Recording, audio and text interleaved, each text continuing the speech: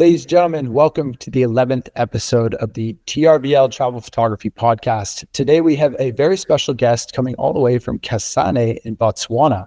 This is Janine Krayer. Janine is a photo safari guide and wildlife photographer. Absolutely incredible photos online. And I'm very excited to have her on the podcast. So Janine, can you introduce yourself? Hi, and thanks for inviting me to your podcast. This is very exciting. Yeah, my name is Janine, as you just said.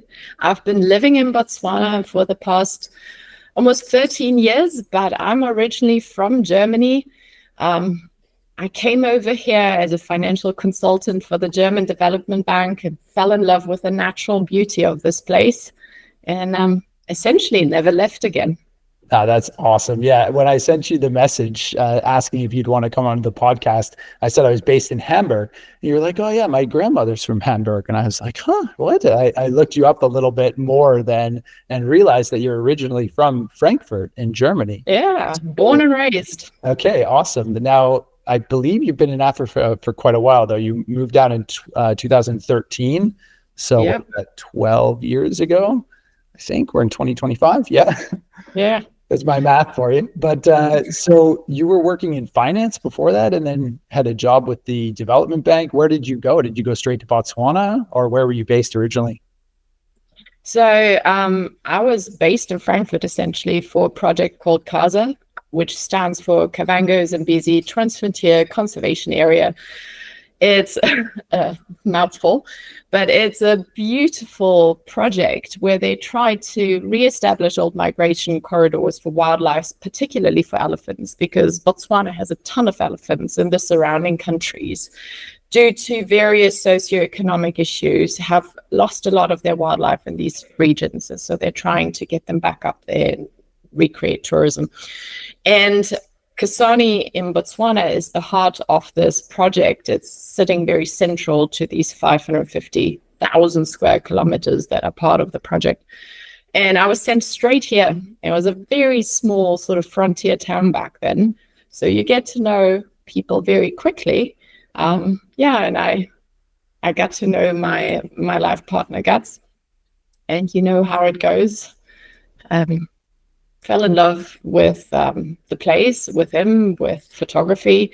I was always into photography as a hobby, but in school I did an internship with a lifestyle photographer who did marketing shots. He had a studio in Frankfurt and he couldn't pay his rent. Like he was really struggling. And I thought, well, that's a stupid job to have. Photography doesn't sound very stable. Let me study finance, which I regretted. It was very boring. But somehow life has a way of making a full circle and brought me back to what I really love, and I went for it. Good for you. What a story. That's fantastic. I actually think I was in Kasane in 2012, 1 year before you. And I do remember it as well being like quite a frontier kind of border town vibe. It's right on a quad border with Namibia, Zambia, Zimbabwe, and then obviously Botswana. And the Chobe River is right there. It's where it meets the Zambezi. Is that right?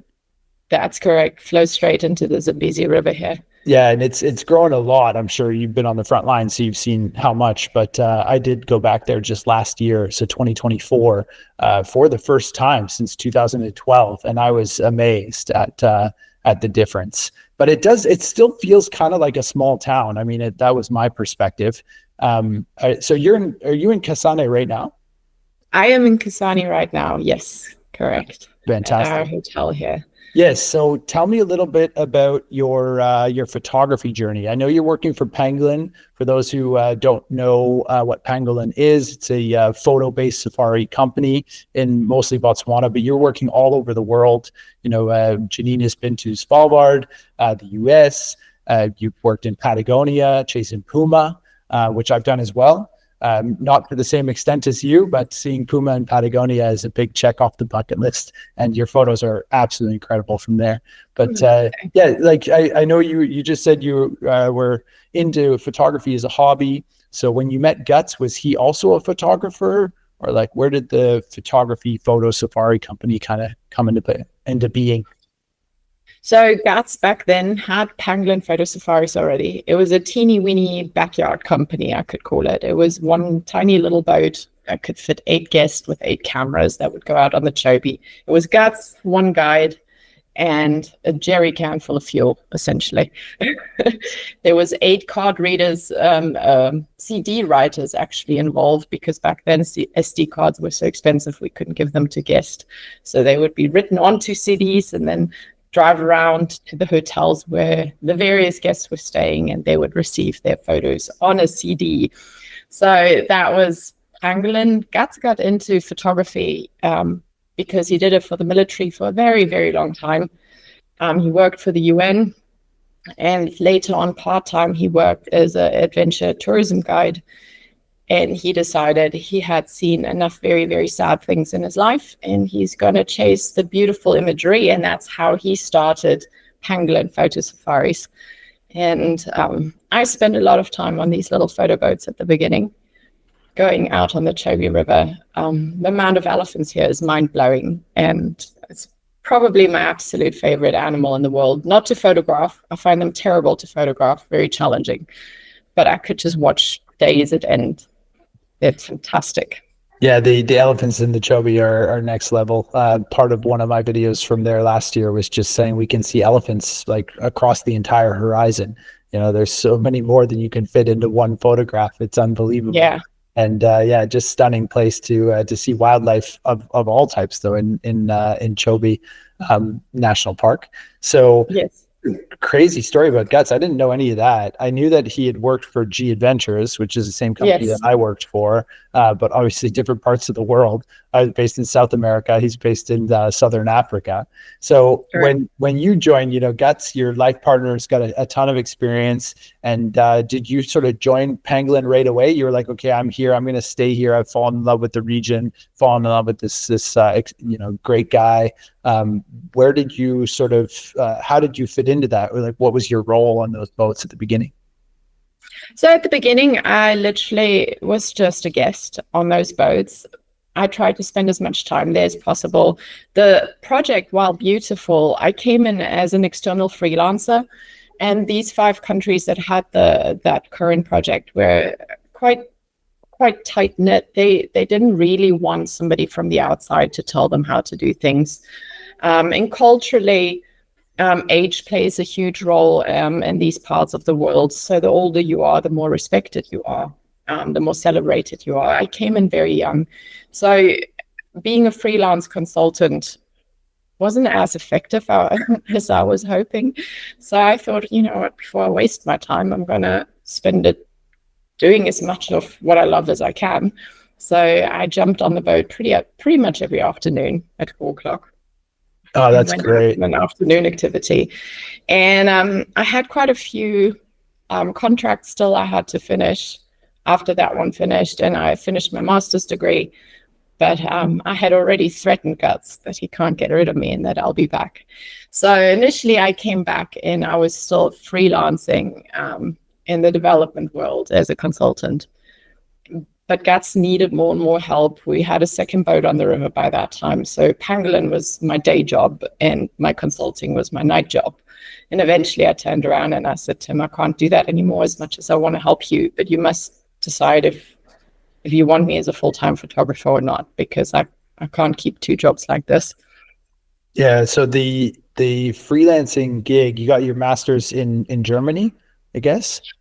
I got my master's actually in Maastricht in the Netherlands. Oh, okay. Wow. In development economics. In English? In English. Okay. Yeah. Oh, fantastic. Even my bachelor was in English in Germany. It's a lot of the international courses are taught in English in Germany. Okay, so that sounds like quite the transition period then, going to Southern Africa and then back up to Europe, and then saying that to Guts, like, hey man, you need to, what are we doing here? Like I want to make a decision, and it sounds like all the signs were pointing towards, being a photo guide and a safari guide. So did you own a camera then? Like, were you photographing on the river, or what's the story behind your love of photography in that region? I owned a Nikon back then, a D7000. I loved it, but I only had a 300 millimeter lens. which wasn't quite enough for all of what I wanted. So I borrowed Pangolin's equipment for the most part, or their lenses, because back then they were equipped with the D7000s as well, which was quite neat. And yeah, my love for photography started in school. I had a teacher who set up a dark room in our basement in school. And he got different photographers in fashion and architecture, and to sort of teach us after school, and we could develop our own film. It was a lot of fun. And I did an internship later on in school as well. But I could see that actually making a living out of photography was a tough thing. So I thought, oh, what a lovely hobby, but probably nothing you should base your life on. And here I am, 25 years later, full-time photographer.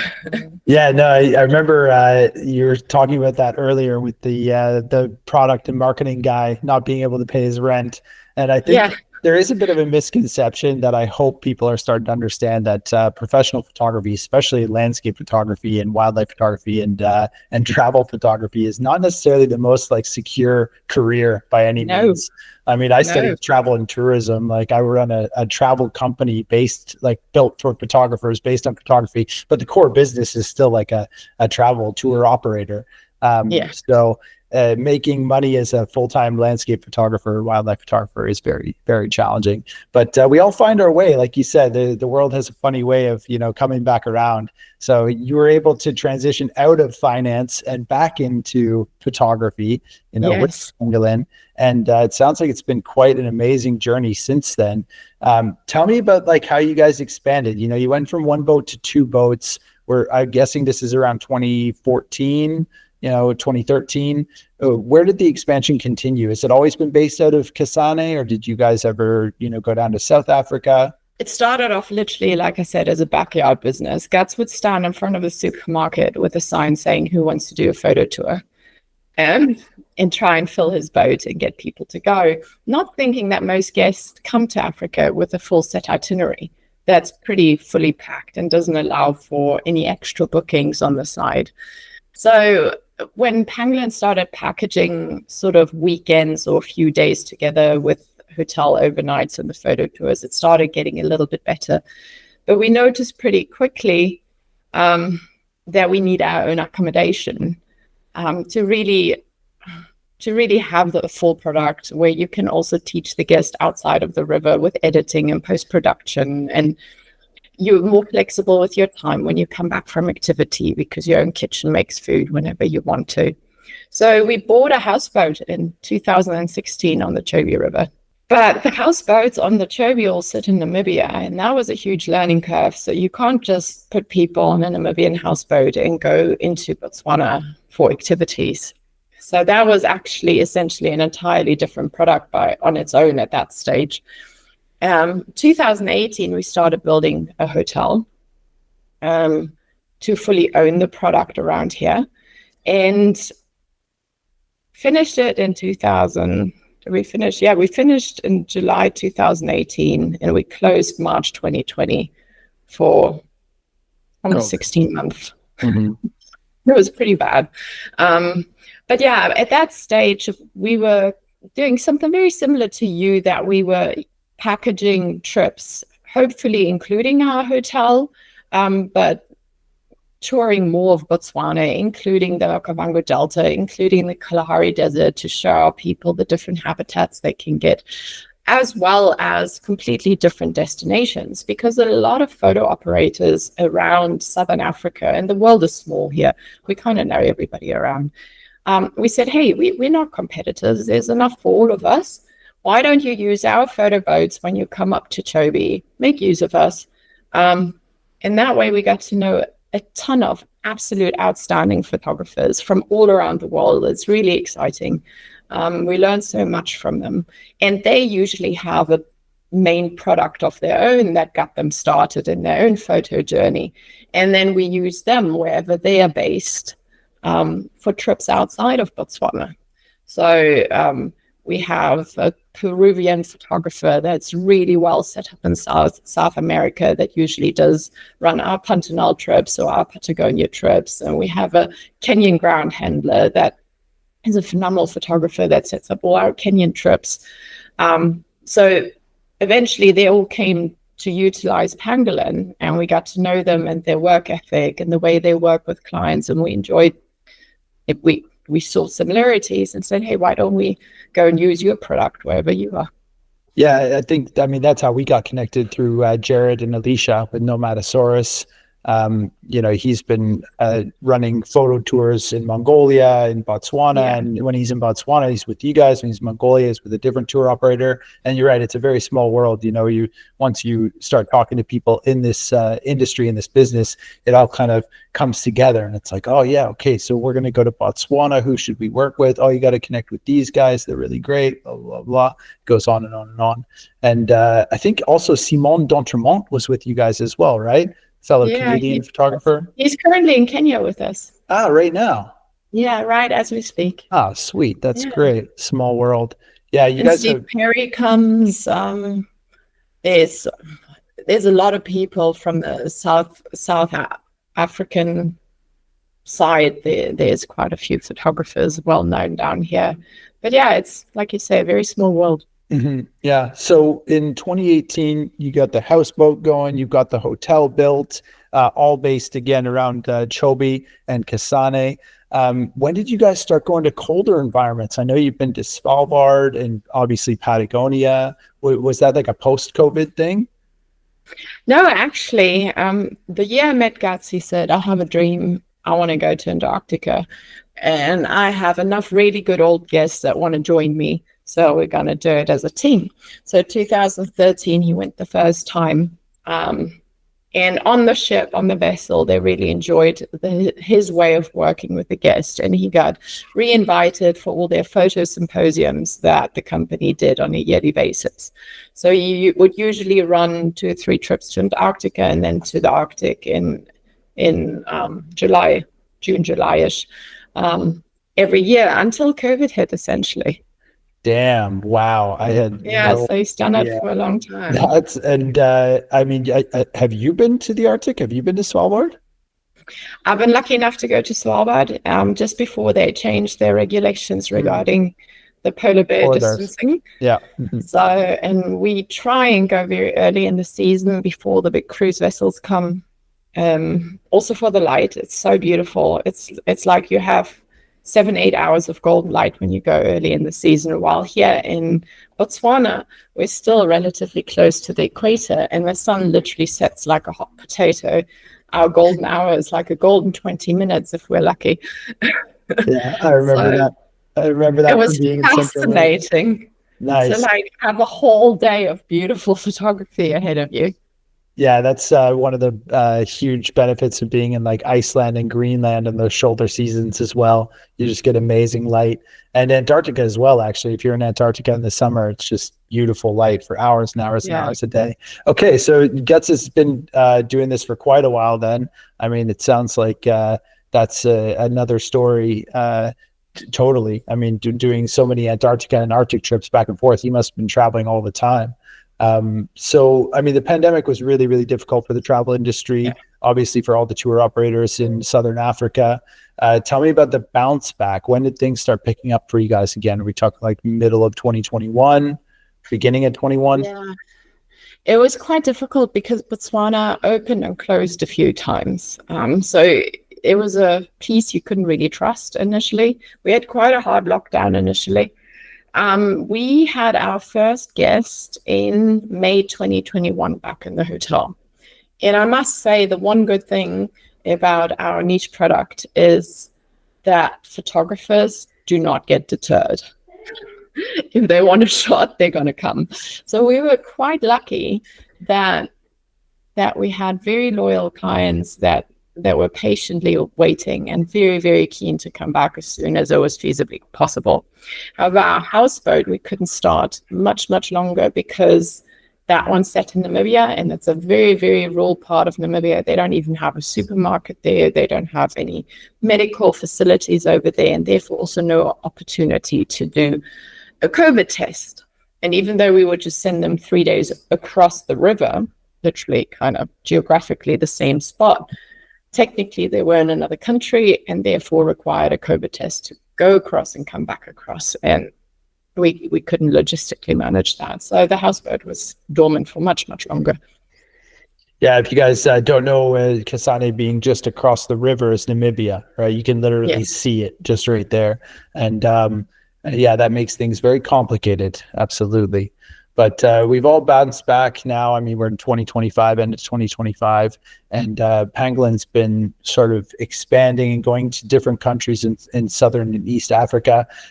Tell me a little bit about like how you would describe your travel journeys as a wildlife photographer. So, you know, you're going to wildlife rich areas, you know, you're traveling to these different countries. What is it that you love about that? Everything about it. I'm personally a bit of an animal, you could call me an animal freak. I get hyper excited and very, very emotional as well. Probably the most emotional from our photo hosts here within the company about the wildlife interaction. So Pangolin's very wildlife focused, nature focused. So we travel to all the places that have some animals inside of them, and just watching them interact and putting a story together, not just going there to tick off, okay, I've seen a polar bear, okay, I've seen a puma now, but being able to follow these animals maybe for a day or two and seeing them again, or seeing the prides of lion the next day and see, oh, you know what, they were pushed out of their territory, or the males were challenged, or look, they had to they relocated their little cubs. So, and you start putting stories together, and you just get snippets out of it as you come and visit. And I always say, our attention span in general has grown quite small. I mean, everything is in short video clips nowadays. But as a wildlife photographer, I always say, if you are able to put, let's say, a 2-minute video story in a single frame, one single picture, not a whole story that you're telling, everything comes together and you can like pick up on the story and the emotion behind it in a single frame, then you won. Then you've really achieved it. And that's what I love most about it. Trying not just to tick off a location, not just to tick off an animal or a place you've seen, but to really immerse yourself in it and try and understand it better. Yeah, a photo tells 1,000 words, classic saying. And I believe that part of that story is, you know, the location of where this scene is taking place, and that whole story behind the interaction. And when you have a photo guide or a local guide who can explain those things, it really adds so much to the experience for the guests. And it sounds like you guys are, you know, making those memories and those opportunities possible, which is fantastic. So let's touch a little bit more on the travel side of things. So you are an expat, you know, you're originally from Germany, living in Southern Africa. Do you still love to travel? What would be your sort of explanation for your lifestyle of travel and photography? So at the moment, I live mostly out of my bag, even though I have a base here up in Kasane. But with our trips, I'm either if I'm local, I'm either on the houseboat, which is technically in Namibia, as we said, or I'm in the Okavango Delta, which is a very different ecosystem from the Chobe National Park. It's the only inland delta in this world and a UNESCO World Heritage Site. It's incredibly beautiful, or the Kalahari, but we don't have a 2-week time period. In our green season, which is for our off season, we sometimes get a downtime, but otherwise we barely get a 2-week time window where we don't travel. Also because when I am off, I try and see my family, which obviously doesn't live in Botswana. So that involves traveling once again. Generally, I love it. I find it very exciting, stimulating. I love seeing different places. Every now and then I struggle because I have dogs at home and cats at home, and I am a homebody. You get the guides and photo guides that haven't had a house up into their 50s, 60s, and they just live off the travel. They sort of they grow in it. I need a home base, simply because I like coming home. That's what makes the travel exciting.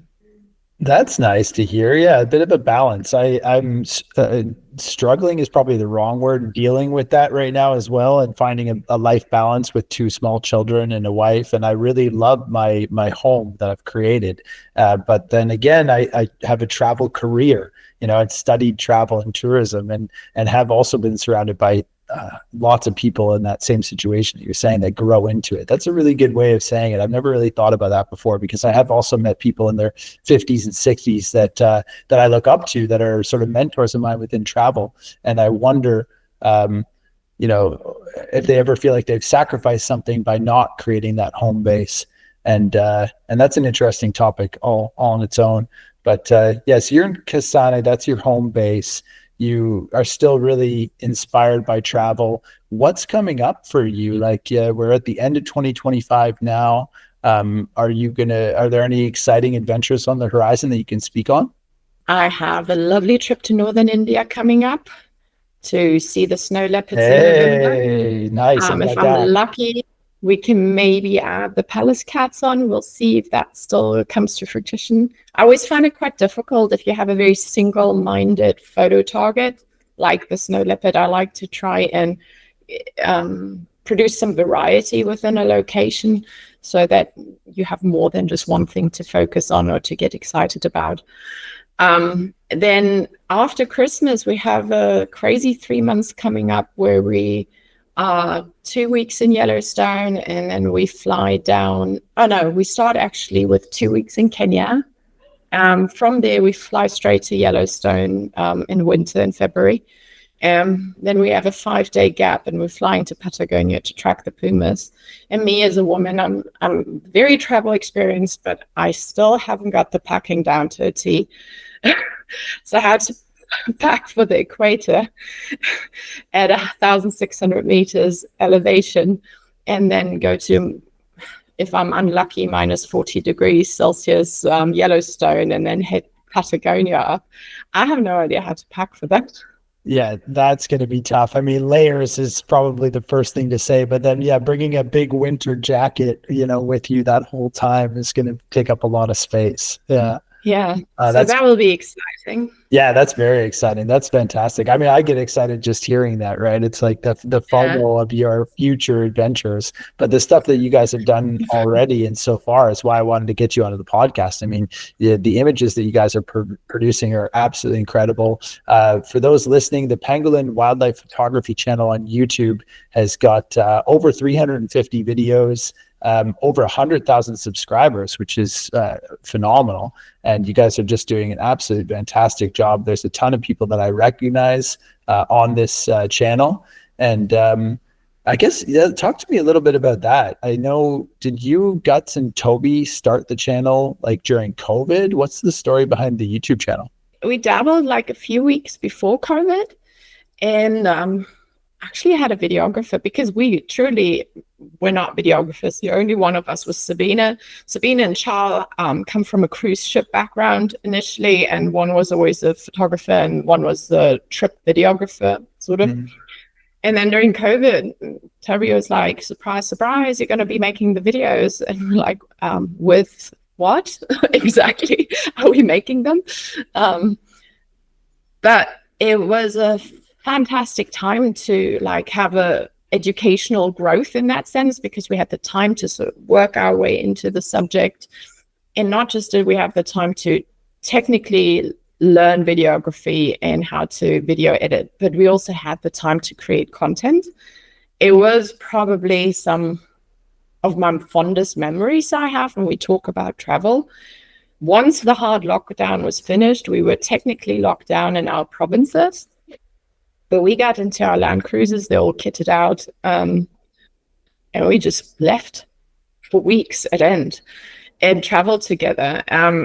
It was good we were together. We had 2 cars at all times, because if you get lost in Botswana during a time when nobody travels, you will not be found. And Starlink was not out back then. And we could contact all the private concessions in the Delta. So we have national parks, which are government owned, and then we have private concessions, and they're normally quite particular that you're not allowed to trespass on their land, obviously. But poaching was a big problem during COVID because it was troublesome to patrol such big areas and nobody had eyes on the ground. So all the private companies said, yes, please come through. And we were wild camping throughout Africa. It was like experiencing Africa in 1920 with a powerful 4x4 and a refrigerator on the back. It was absolutely glorious. And we had plenty of time to get awesome B-roll and create fantastic stories. And through that, then come home with terabytes of footage and sit down and learn how to edit, learn how to create a video story and not a photo story. Wow, what a story. Like, thank you. That's so good to hear you explain that. I can see why you're like almost like a natural presenter and a photo guide. I mean, traveling, I just was picturing that as you were saying it, you know, these beautiful kitted out Land Cruisers, dream vehicle of mine, which many of the people listening to this, they already know that. But yeah, I mean, it just sounds like an absolute wonderful experience, and seeing the fruits of that work on the channel. You know, you guys have done such a good job. I love the marketing as well. I guess that Toby's been doing with like all the thumbnails look really good. Yeah. You know, it's just That's all his work. Yeah, it's just nailed it. It looks really, really nice. So for those listening, if you don't know more about Janine and Pangolin, be sure to check them out on YouTube and on Instagram. Your Instagram, I believe, is Janine Wildlife Photography. Is that right? Correct. Yeah, Janine _wildlife_photography. And yeah, so I want to keep you though. I don't want to end the video yet. So you guys started your YouTube journey. You've got yourself, Guts, and Toby, who are all working with Pangolin.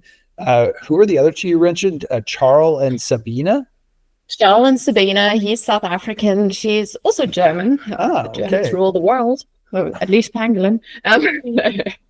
Slightly inappropriate, I'm sorry. That's all right. I'm married to a German, so okay. We hired them when we bought the houseboat in 2016. We knew them quite well. They had, again, full circle around, they had a live traveling on cruise shows that was incredibly interesting. But they wanted to start settling down a bit, and finding that balance is really, really difficult, as we just mentioned. I'm just trying to look at it like, how do I maintain my travels and still kind of enjoy my home base a bit? I love my doggies, and I can imagine with children that's even a tighter bond, obviously. But they were struggling with settling down. They were not finding their footing down in South Africa. And we called them up one day and we said, we just need help. Can you help us? And Charles was like, yes, we're coming. We're like, you don't want to ask your wife maybe? And he's like, hold on, I'll call back in 5 minutes. And he called back and he's like, when do you need us? We'll be up there. And they were supposed to live with us for a few weeks until we find good housing for them. And they ended up living with us for 4 years.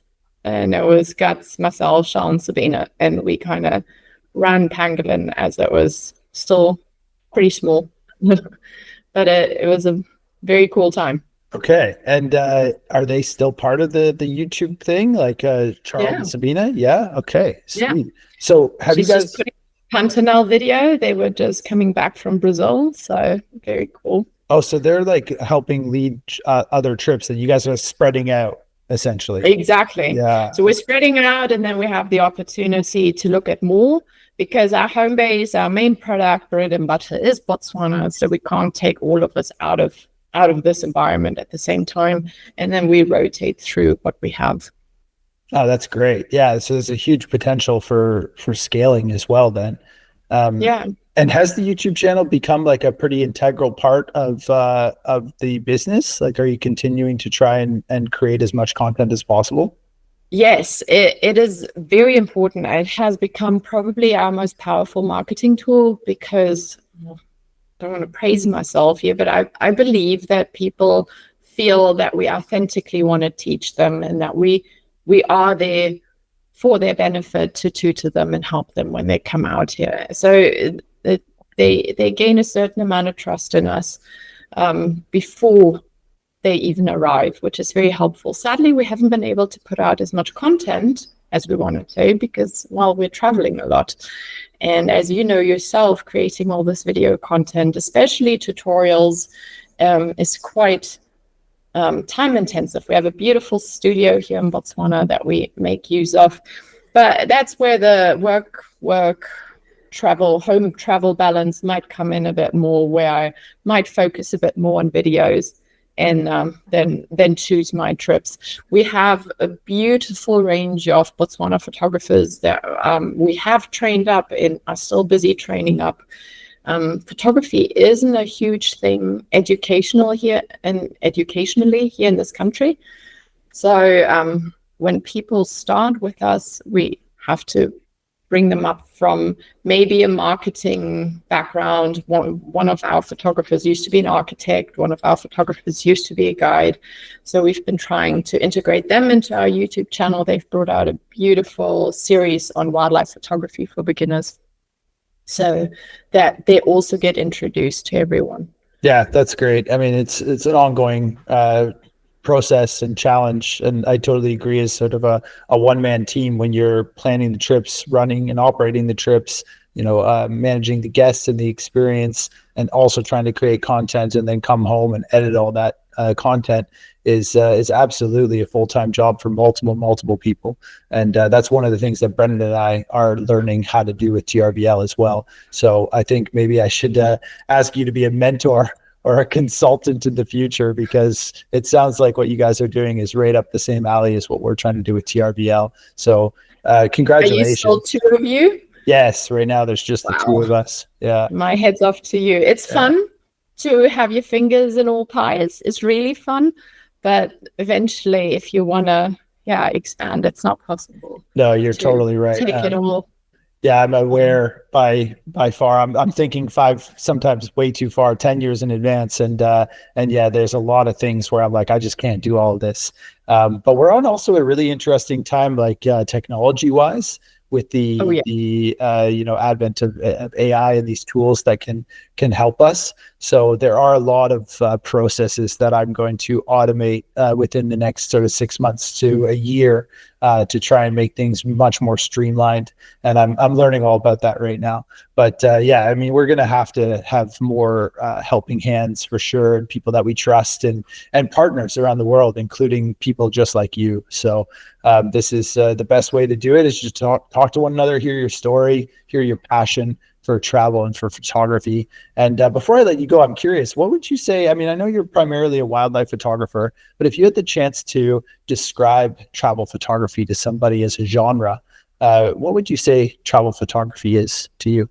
Travel photography is being able to sort of transfer a feeling of freedom in almost like a wholesome world, the world that you get to see, whether it's a different culture or different habitat or different animals, to somebody else that might still be ignorant to it. And I feel that there's so much out there that deserves protecting. Again, it could be cultural, it could be habitats, that the average population that is not so much interested in booking our trips per se, so thereby not quite as well informed yet, has no idea about. So if we can, with a single frame, once again, sort of draw somebody in and catch somebody's interest in a completely new place that they're then willing to inform themselves about, I think we've done a phenomenal job in what we're supposed to do.